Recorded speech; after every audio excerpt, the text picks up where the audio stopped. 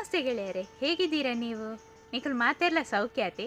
ದುನಿಪು YouTube ಚಾನಲ್ಗೆ ನಿಮ್ಗೆಲ್ರಿಗೂ ಪ್ರೀತಿಯ ಸ್ವಾಗತ. ಎಂಥ ಶೆಕೆ ಮಾರೆ, ಈ ಐಸ್ ಕ್ರೀಮ್ ತಿಂದರೂ ತಂಪೆನಿಸ್ತಿಲ್ಲ. ನಿಮಗೂ ಕೂಡ ಹೀಗೇನೆ ಆಗ್ತಾ ಉಂಟಾ? ನಮ್ಮ ಹತ್ರ ಪರಿಹಾರ ಇಲ್ಲ. ಸೂರ್ಯನೇ ಸ್ವಲ್ಪ ಕರುಣೆ ತೋರಿಸಬೇಕು ಅಂತ ಅನಿಸುತ್ತೆ.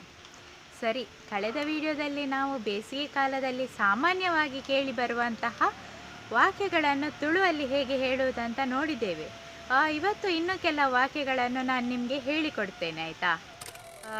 ಈಗ ಮೊದಲನೇ ವಾಕ್ಯ, ನನಗೆ ತುಂಬ ಬಾಯಾರಿಕೆ ಆಗ್ತಿದೆ. ನನಗೆ ತುಂಬ ಬಾಯಾರಿಕೆ ಆಗ್ತಿದೆ, ಅದನ್ನು ತುಳುವಲ್ಲಿ ಹೀಗೆ ಹೇಳೋದು, ಎಂಕ್ ಮಸ್ತ್ ಬಾಜೇಲ್ ಆವೊಂದುಂಡು.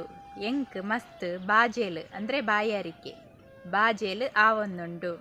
ಹಾಗೆ ಎರಡನೇ ವಾಕ್ಯ, ಕೆರೆ ಬಾವಿಗಳಲ್ಲಿ ನೀರು ತುಂಬ ಕಡಿಮೆಯಾಗಿದೆ. ಕೆರೆ ಬಾವಿಗಳಲ್ಲಿ ನೀರು ತುಂಬ ಕಡಿಮೆಯಾಗಿದೆ.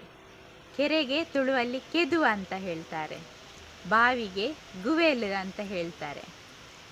ಕೆದು ಬೊಕ್ಕ ಗುವೇಲ್ಡ್ ನೀರು ಮಸ್ತ್ ಕಮ್ಮಿ ಆತಂಡು.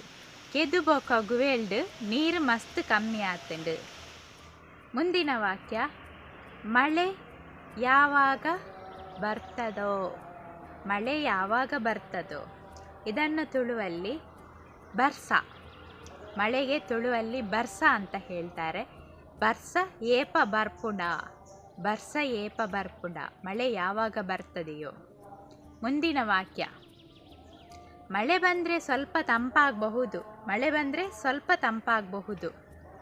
ಇದನ್ನು ತುಳುವಲ್ಲಿ ಹೀಗೆ, ಬರ್ಸ ಬತ್ತಂಡ ಒಂತೆ ಚೌಲಿ ಅತ್ತಂಡ ತಂಪು ಆವು. ಬರ್ಸ ಬತ್ತಂಡ ಒಂತೆ ತಂಪಾವು, ಇಲ್ಲಾಂದರೆ ಚೌಳಿ ಆವು. ಮುಂದಿನ ವಾಕ್ಯ, ಹತ್ತಿಯ ಬಟ್ಟೆ ಧರಿಸುವುದು ಉತ್ತಮ. ಇದನ್ನು ತುಳುವಲ್ಲಿ ನೂಲುದ ಕುಂಟು ಅತ್ತಂಡ ಕಾಟನ್ ಕುಂಟು ಪಾಡು ನಾವು ಎಡ್ಡೆ. ನೂಲುದ ಕುಂಟು ಅತ್ತಂಡ ಕಾಟನ್ ಕುಂಟು ಪಾಡು ನಾವು ಎಡ್ಡೆ.